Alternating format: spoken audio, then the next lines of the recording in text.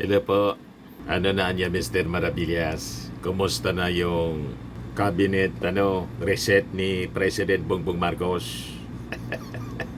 Sabi ng ating Pangulong Bongbong, ina-address niya yung kanyang cabinet po doon sa Palasyo Malacanang. May okasyon kasi doon yung presentation ng tatlong newly enacted landmark laws. Ayan po, with the senators and members of the cabinet, mga kababayan, senators, congressmen, and the members of the cabinet. Yan po.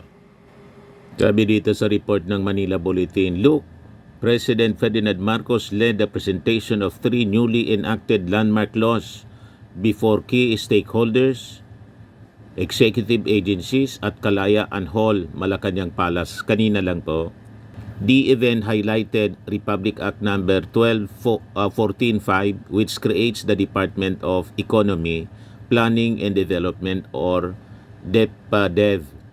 Republic Act 12180, which modernizes the Philippine Institute of Volcanology and Seismology, or PHIVOLCS, at saka yung Republic Act number 12199, which aims to strengthen the early childhood care and development system. During his address, President Marcos quipped, "Tika, may laman pa ba yung gabinete ko?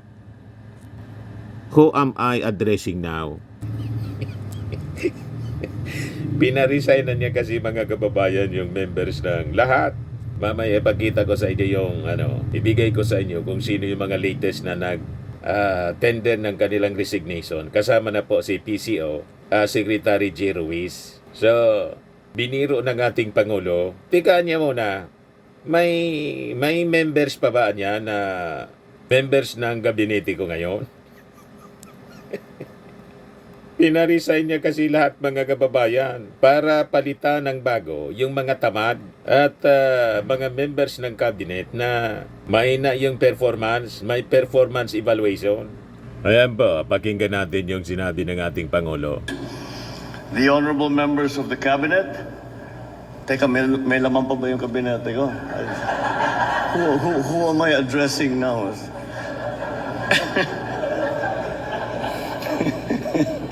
we are in flux.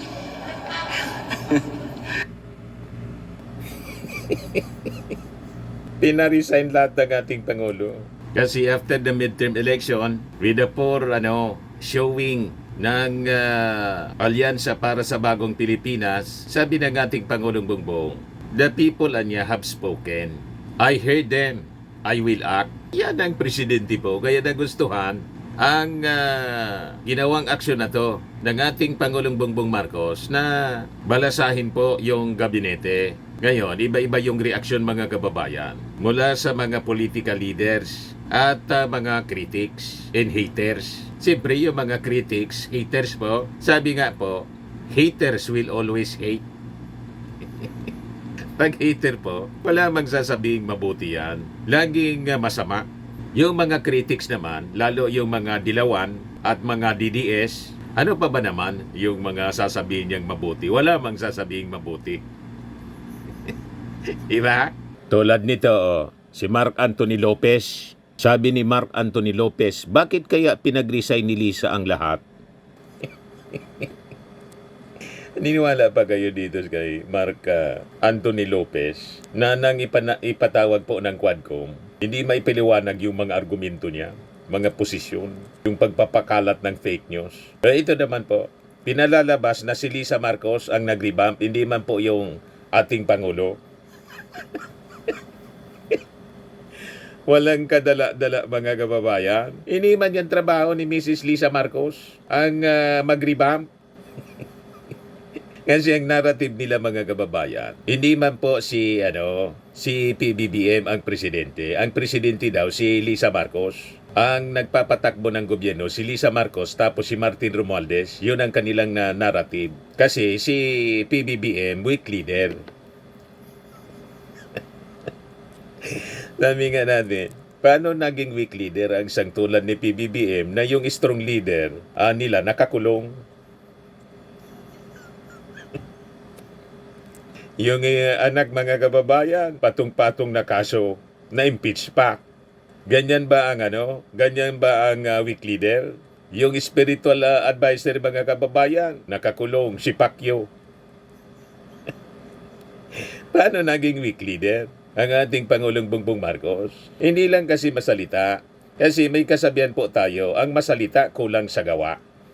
Tingnan ninyo si Sara Duterte, daldal lang ng daldal. Wala pong achievement sa DepEd. Kaya kung hindi siya nag-resign noon at parte pa siya ng cabinet ngayon, malamang sa malamang, kasama siya sa sisibakin, una-una pa siyang sinibak.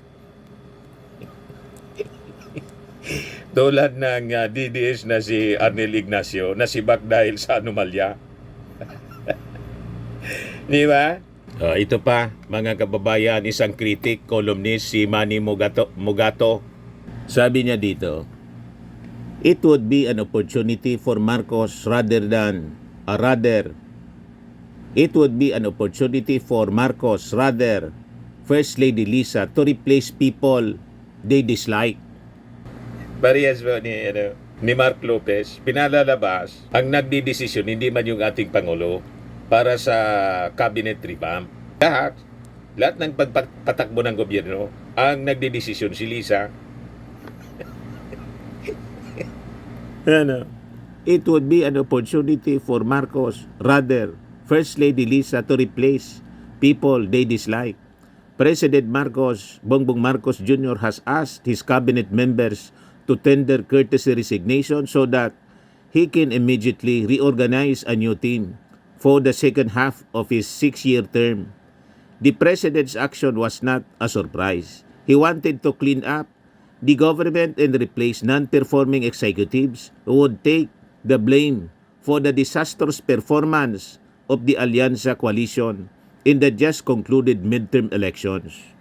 Mabuti nga po ang ating Pangulo marunong mag-recognize ng pagkukulang. Di ba? Sensitive siya, mga kababayan, sa reklamo ng sa boses ng ating mga mamamayang Pilipino. Di ba? Damn if you do, damn if you don't.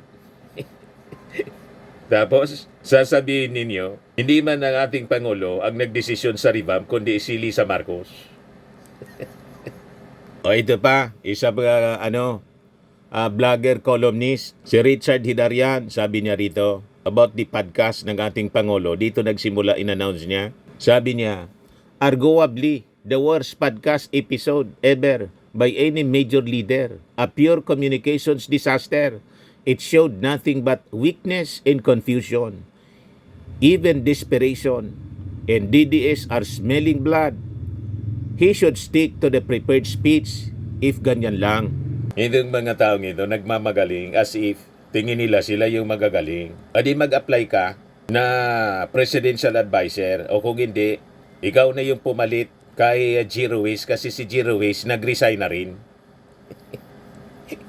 Sinupalpal po ng isang Marcos loyalist na si Yayam Dizon. Sabi ni Yayam, when did the president's honesty become a problem for his administration?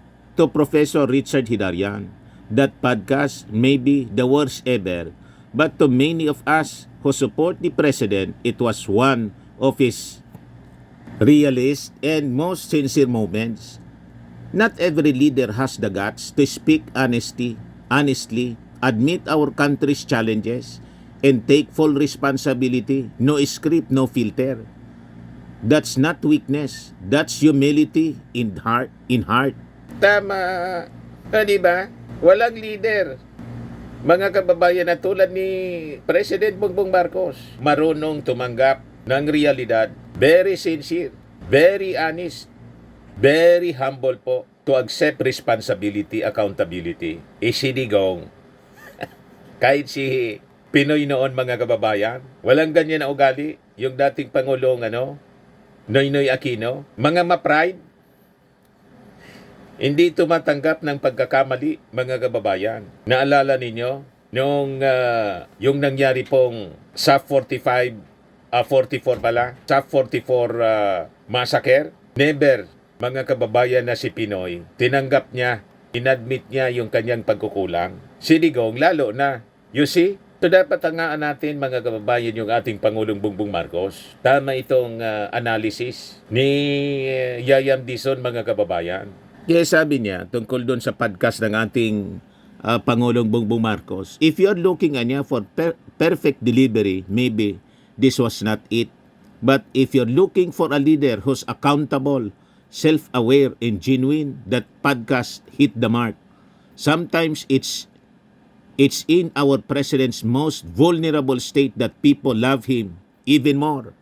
Walang katulad po yung ating Pangulong Bongbong Marcos sa pagiging totoo, sa pagiging matapat, sa pagiging humble na akuin ang responsibilidad. At nakita natin ito sa kanya during the podcast. Inamin niya talagang marami anyang pagkukulang. And so, ito yung kanyang ginagawa para maitama yung mga pagkakamali.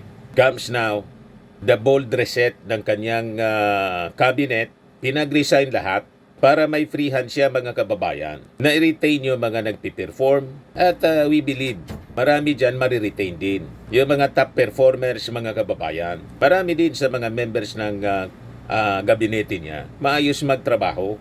Kaya na-appreciate ng mga ilan sa ating mga senador ang naging aksyon ng ating Pangulong Bongbong. Kahit nga po si Coco Pimentel, na-appreciate niya mga kababayan yung ginagawa ngayon na cabinet revamp. Sabi niya po, great move by the President. Allows him to regroup his team while sparing those to be affected from intrigues. I urge the President to recruit those who still have idealism in them and those who will focus on the success of his administration by being more efficient and effective in helping the Filipino people and not focus on their own political ambitions. Best to recruit those with no ambitions to be elected in the 2028 elections. These non-political personalities will be more objective and scientific in their work. Di ba? Mga kababayan, tama! O ngayon, nag-react na rin po si Senate President Chis Escudero. Ibigay ko sa inyo po kung ano yung kanyang reaksyon. Yung kanyang reaksyon mga kababayan, may kasamang warning. Ayan o. Chis warns against reckless allies as Marcos Jr. revamps cabinet. Tinawag niya na good start mga kababayan ang cabinet revamp na ginagawa ngayon ng ating Pangulo. Pero kanyang rekomendasyon mga kababayan, sabi niya, the President's course correction must include his entire political house, starting with his own backyard. He must distance himself from reckless allies who squandered his goodwill and burned through his political capital for selfish ends. Sabi ni Chis Escudero, kailangan na niya ng ating Pangulo ang mga alter egos he can trust to implement government programs, but also said, the elections this month show the public wants more than just a personal adjustment or personnel adjustment. Ito pa lang anya yung simula. Marami pang dapat na gawin. So, very positive. Appreciated masyado. Mga kababayan ni Coco Pimentel, pati ni Chis Escudero, ang aksyon na to na ginagawa ng ating Pangulo. Para naman kay Senate Deputy Majority Leader JBR Sito, the President's order seems to be an acknowledgement of the election results and sends the message that cabinet officials should not be complacent or complacent. Di ba mga kababayan? Ngayon ibigay ko sa inyo yung mga latest na submit ng kanilang courtesy resignation. Nag-submit na rin po si PCO Chief Jeruis, si DAR Secretary Contrado Estrella, si DOH Secretary Herbosa, si National Security Advisor Eduardo Anyo. Ito yung kay Jeruis na courtesy resignation. Si Housing Secretary Acosar. Ito na. Kompleto na yata to. Si Tourism Secretary Frasco, si DILG Secretary Rimulya, si yung magkapatid DOJ Secretary Jesus Crispin Rimulya, si TESDA Director General Jose Benitez. Yan ang mga latest po. Yung kanina kasi na-announce na natin yung iba. DepEd Secretary Sani Angara, di na Secretary Yolo Loizaga, DND Secretary Gibo Chodoro, DOST Secretary Renato Solidum, DTI Secretary Cristina Aliguer Roque, National Security Advisor Eduardo Anyo, DFA Secretary Enrique Manalo, CFO Secretary Danti Ang, and ARTA Director Ernesto Perez. Yung iba dito na mention na natin kanina. O ngayon, kanina sa press briefing ni Yossi Claire Castro, pinaliwanag niya yung tungkol dito sa utos ng ating Pangulo for his cabinet na magtender ng courtesy resignation. So, panoorin natin yung kanyang mga pahayag, mga kababayan. At bago po ang ating question and answer, narito po ang isang mahalagang anunsyo mula sa ating Pangulo. It's time to realign government with the people's expectations. President Ferdinand R. Marcos Jr. has called for the courtesy resignation of all cabinet secretaries in a decisive move to recalibrate his administration following the results of the recent elections. This is not business as usual, the President said. The people have spoken and they have expect results, not politics, not excuses. We hear them and we will act. The request for courtesy resignations is aimed at giving the President the elbow room to evaluate the performance of each department and determine who will continue to serve in line with his administration's recalibrated priorities. This is not about personalities, it's about performance, alignment, and urgency. All right, teamwork. Those who have delivered and continue to deliver will be recognized. But we cannot afford to be complacent. The time for comfort zones is over. This step marks a clear transition from the early phase of governance to a more focused and performance-driven approach. The President emphasized that while many have served with dedication and professionalism, the evolving needs of the country require a renewed alignment, faster execution, and a results-first mindset. Government services. Madaling sabi, nire-recognize mga kababayan ng ating Pangulo na yung kanyang mga kasama, yung iba man lang po, walang urgency, nababagalan yung ating Pangulo. So, kailangan talagang i-revamp.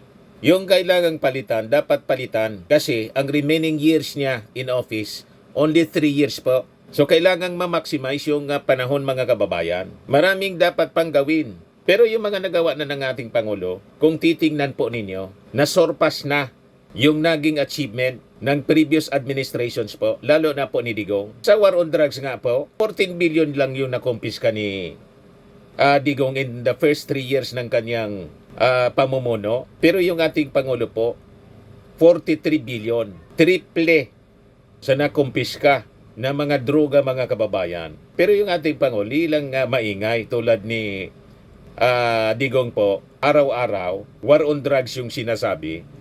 Pero 14 billion lang pala yung kanyang nakumpiska in 3 years. Malayo po sa ating Pangulong Bongbong Marcos. At saka, bloodless pa, hindi bloody war. Di ba? Yan sa war on drugs lang po. Pati sa mga projects, sa pabahay, sa health, sa agriculture, malayo po yung previous administration. Kaya sila nag-iingay. Gusto kasi nila lunurin sa controversy yung mga achievements ng ating Pangulo. Pero despite that, na malaking achievements, nababagalan pa rin yung ating Pangulo. Kaya comes now this cabinet revamp. Ito yung pinapaliwanag ni Yossi Castro. Will remain uninterrupted during this transition, and the President reiterated that stability, continuity, and meritocracy will guide the formation of his leadership team moving forward.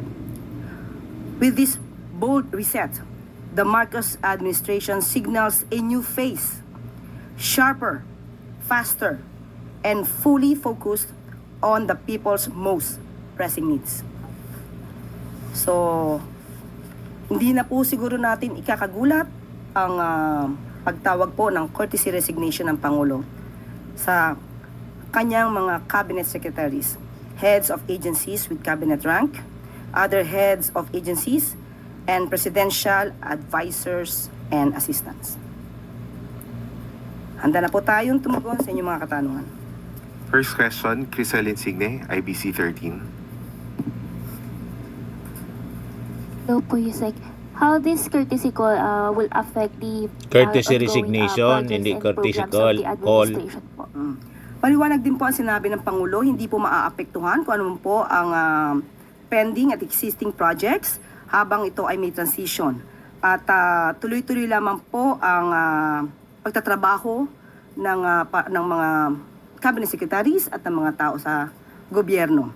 At mas maganda po itong mapakita rin ng ating mga heads of agencies, cabinet secretaries, na sila ay naaayon sa goal ng Pangulo. Ipakita nila na sila ay dapat na matantili bilang parte ng administrasyon ng ating Pangulo. Sabi nga natin, walang puwang ang tamad at korap sa administrasyon ni Pangulong Marcos Jr.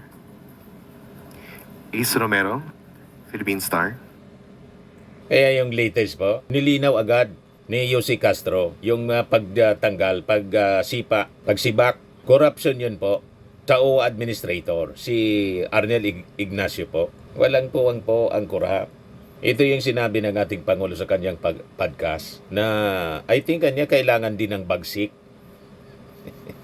Tinanong ni Katunying, kung alin ang gusto mo? Yung nire-respeto o medyo konting tapang? Siguro niya kailangan niya din ng bagsik. O ito na, pinakita na ng ating Pangulo ang kanyang bagsik. Di ba? Yusek, nabanggit sa statement na it's something that has got to do with the election results. Ano po ba yung resulta ng election na mukhang hindi yata natuwa ang Pangulo at nag-trigger ng ganitong call for resignation? Aminado ang Pangulo na kulang sa kanyang paningin, nakulangan siguro ang taong bayan sa naging performance ng gobyerno, kaya hindi nila nakuha yung pinaka-target na numero especially sa Senado. Pero kahit ano pa man yan, kung ano man maging resulta, ganito pa rin dapat ang gawin ng ating Pangulo, mas mapabilis pa rin ang performance ng administrasyon. Yun din po talaga ang nais ng ating Pangulo. Referring to 12-0 po yung number na sinasabi niyo, target. Mas maganda kung 11-0. Yeah, mas maganda po. So hanggang kailan po kaya yung magiging action ng Pangulo? Yung kailan po namin malalaman yung magiging resulta nung inyong review sa performance? Pakailan malalaman sino po yung mare-retain at sino po yung aalisin na sa cabinet? Kung mapapansin niyo po sa bawat salita ng Pangulo, ang gusto niya ay mabilisan. So asahan niyo po ang mas mabilis na action dito. Hintayin na lamang po natin dahil ka-announce lamang po ito kahapon. Salamat po. Alvin Baltasar, Radyo Pilipinas.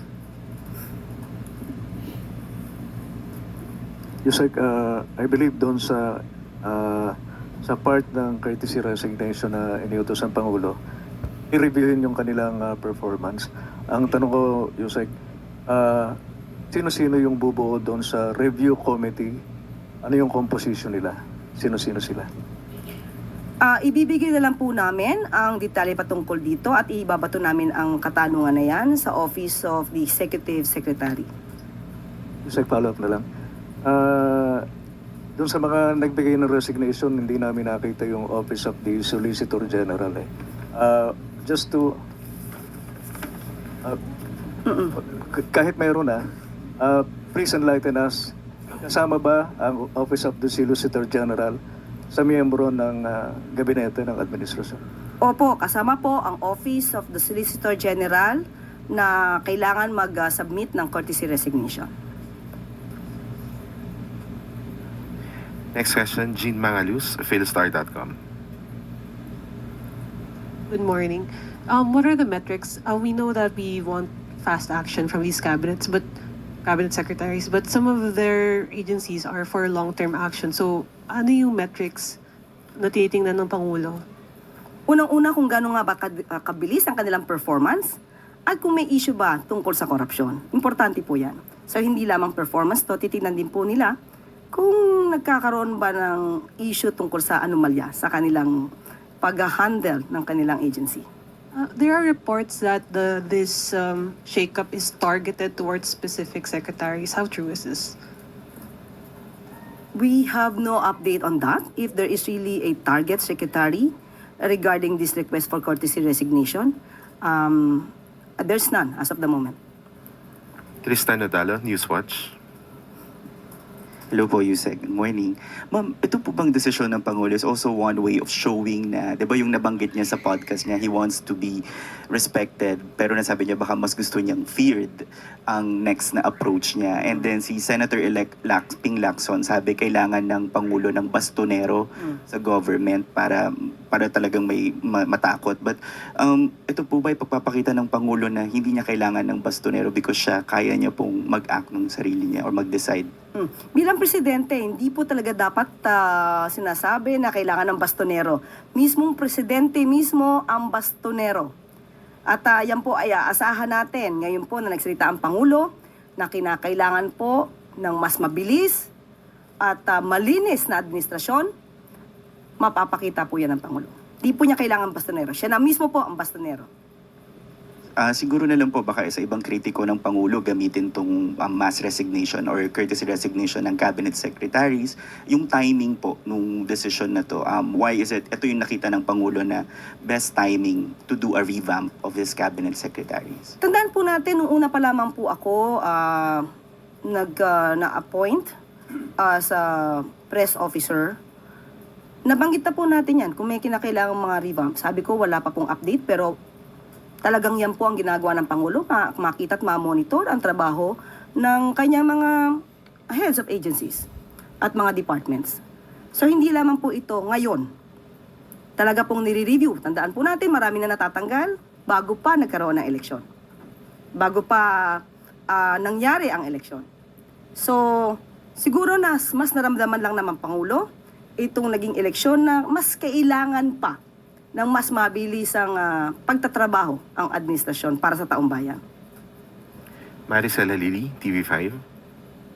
Yusek, magandang umaga. Paglilinaw lang po yung sinabi nyo kanina na walang pagtigil doon sa program ng gobyerno. So, ibig sabihin, the cabinet secretary will still hold their post until makapag-appoint ng panibago si Presidente. Yes, mananatili sila sa kanilang posisyon. Siguro ito yung tamang panahon para ipakita nila na dapat sila manatili sa kanilang posisyon. Pero kapag nakita po talaga ng Pangulo na hindi mo deserve ang iyong posisyon, you will be out.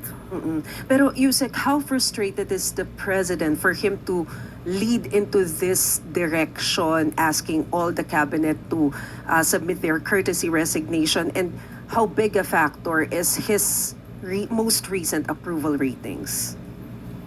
Approval ratings, ang recent, medyo mataas naman.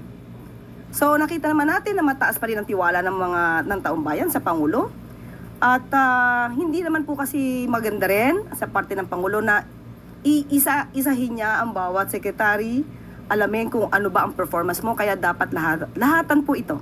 Para sabi nga nila magkaroon ng elbow room ang Pangulo sa pagpili ng tamang leaders na mamumuno sa kanyang administrasyon. Ma'am, is it right to say that he is frustrated with the performance of some of the cabinet secretaries? Yun po ang lumalabas. Thank you.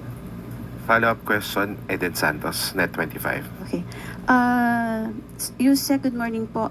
Yung pong cabinet revamp, hindi po ba iyon layo na ilihis umano yung sisig sa Pangulo? Dahil kung binabanggit niyo po na yung performance ng ilang mga cabinet secretaries, since sila po ay nagsisilbing alter ego ng Pangulo, hindi po ba parang sa kanya rin yun na babalik? Kaya nga po tatanggalin. Para po mas mapaganda pa ng Pangulo ang performance ng kanyang administrasyon. Thank you po. Follow-up question, Jalbert Perdiz. Good morning po, Yusek. Nanawagan po si Senator Coco Pimentel kay Pangulong Marcos na maigi daw na talaga ng mga cabinet members na walang political ambitions at hindi nangangarap na mahalal sa 2028 elections. Anong reaction ng palasyo dito? Maganda pong suggestion yan. Dapat po kasi nagtatrabaho dito, hindi pang sarili lamang, hindi pang negosyo, kundi para sa taong bayan. Magandang suggestion po yan at malamang po ay kasama rin po yan sa magiging criteria ng Pangulo sa pagpili ng mga bagong cabinet secretaries. Thank you po. Follow-up question, Ira Pakaniban, DCRJ.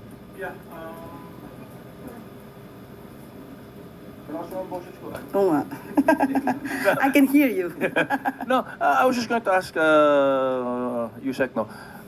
Sabi sweeping, pero there are some cabinet ranked secretaries who have expressed na wala silang balak mag-submit ng courtesy resignation. I know of at least one who says na hindi naman ako cabinet secretary, Office of the President ako eh. So, kasali ba siya? Hindi ba siya kasali? Ano ba ang posisyon ng... Liwanagin po natin. All cabinet secretaries, heads of agencies with cabinet rank, other heads of agencies kahit hindi kayo secretary, and presidential advisors and assistants. So, kasama po, kung sino man po yung binabanggit nyo po, hindi ko po alam kung sino yan, pero wag niya pong, kung magandang performance niya, pero kung siya po ay nasa listahan po, ang kanyang posisyon ay nasa listahan, wag po naman sana magmatigas, if ever. At kung maganda naman po ang performance niya, hindi naman po siya matatanggal. Kung hindi siya magbigay ng courtesy resignation, will it be deemed na... Si Lagdameo pala, SAP, Lagdameo, nag-courtesy resignation na rin po. Ang minimin nito, si Gadon, si Larry Gadon. She resigned na siya anyway? Tingnan po natin. Hindi ko po alam kung ano po yung pinanggagalingan ng istorya ninyo. Sabihin ko na, si Secretary Gadon, dun sa chat group, sinabi niya hindi siya kasali. Sa aking pagkakaalam, presidential advisor siya. At ang tawag sa kanya yung secretary. At sa aking pagkakaalam, personally po, ay kasama po. Sa akin lamang po yan. Thank you, ma'am. Follow-up question, Heidi Sampang, FEBC. Good afternoon, Yusek. Paano po natin parang sa mga taong bayan po, sa mga karaniwang mamamayan, paano po ito dapat na tanggapin or intindihin po nila yung submit nga po ng courtesy resignation ng lahat ng mga cabinet? Baka lang po kasi may impression na unstable tayo, unstable po ang government po natin. Dapat mas matuwa po ang taong bayan dahil pinapakita po ng Pangulo na sabi nga natin walang puwang sa gobyerno, sa administrasyon, ang tamad at ang korap. Mas maganda po at dapat tanggapin ng taong bayan na mapalitan ang mga ito ng karapat-dapat sa posisyon. At yun naman po ang kagustuhan ng Pangulo. Ito lahat ay para sa bansa at sa taong bayan. Si Digong noong 2016, pinag-utos din po ang total cabinet revamp. So anong problema? Di ba? That is normal operations, mga kababayan, sa presidente. Para magkaroon siya ng free hand. Kung okay nung panahon ni Digong, bakit ngayon sasabihin nila na ito sign ng pagiging weak leader? The weak leader si Digong. Follow-up question, Ivan Maydina, GMA7. Yusek, ito pong recalibration ng prioridad. Can you tell us, ano ho kaya maaasahan ng mga tao that will come out of this call for a cabinet revamp? Anong mga prioridad po itutuon ng gobyerno ang kanilang trabaho from here on? Unang-una po, sa infrastructure, dapat po talaga matugunan, mas mabilis po dyan. Kung ano po mga serbisyo sa publiko, uunahin yan. Marami pong pwede sa edukasyon, infrastructure. So, hindi ko po maiisa-isa yan. Kung pwede pong gawin at gampanan ng Pangulo na masaayos ang lahat sa tamang oras at bago siya matapos ang termino, gagawin po ng Pangulo yan. At ito ho ba ang panahon na makikita natin from here on again, yung sinasabi ng Pangulo na marahil kailangan ng mas mabagsik pamumuno? Opo. Umpisa lamang to. Follow-up question, Sam Medinilla, Mrs. World, Mrs. Pierre. Good morning, ma'am. Na-mention po nila earlier na medyo may mga hindi aspect ng past 3 years na performance yung administration na hindi satisfied si Pangulo. Ano po kayang aspect nun na yung hindi satisfied si President? Is it security, economy, social welfare? Okay, sa ngayon po at wala po tayong pinakadetalye patungkol dyan at magkakaroon pa lamang po niya ng pag-i-evaluate. Kapag ka po nagkaroon na po ako ng anumang detalye patungkol po dyan, ibibigay ko po sa inyo kaagad. Tapos ma'am, dati nung nag-start pa po yung administration, naging concurrent po si Pangulo ng Department of Agriculture. May plans po ba siya na mag-take over sa some cabinet position? Ngayon po, wala po. Dahil ang sabi naman po ng ating Pangulo, tuloy-tuloy lamang po ang trabaho during this transition at hintayin na lamang po nila kung sila po ay matatanggal o hindi. That's na lang for my part, ma'am. Na-mention po nila na lahat ng cabinet secretaries na nag-submit ng courtesy resignation magko-continue pa rin sa performance ng trabaho nila. Pero di ba, regardless kung mag-submit sila ng courtesy resignation o hindi, dati pa naman may power ang Pangulo na kung gusto niyang tanggalin yung cabinet secretary niya, pwede naman niya gawin yun, regardless kung may sinabit na resignation letter o wala. Bakit kailangan pong magkaroon ng courtesy resignation? Para po lahat. Lahat. Ma-realize ng lahat kung sila ba'y nagkulang o hindi. Thank you, ma'am. Next question, Clay Perdilla, PTV4.